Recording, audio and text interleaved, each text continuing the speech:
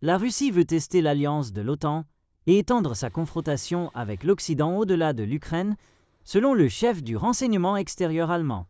L'avertissement de Bruno Kahl intervient alors que le chef de l'OTAN, Mark Rutte, a déclaré que le complexe militaro-industriel russe produisait des armes à un rythme assez rapide pour permettre à Moscou d'être prêt à attaquer l'alliance dans les 5 ans.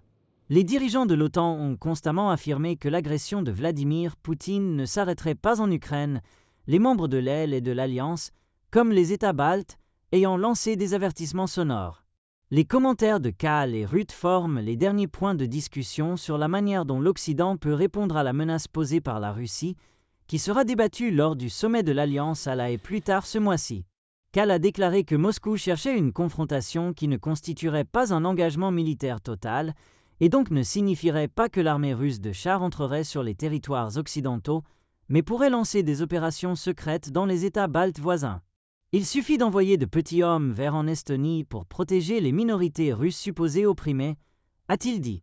Ceci est une référence à l'annexion de la Crimée par la Russie en 2014, dans laquelle des soldats russes en uniforme sans un signe distinctif et en vêtements civils ont été appelés « petits hommes verts » lorsque Moscou a initialement nié leur identité. Kahl a déclaré que Berlin était sûr que l'Ukraine était un tremplin pour l'agression russe ultérieure et que Moscou cherchait à tester la détermination de l'OTAN. Cela ne signifie pas que nous attendons que des armées de chars se déplacent vers l'ouest, a-t-il ajouté. Mais nous voyons que la promesse de défense collective de l'OTAN sera mise à l'épreuve.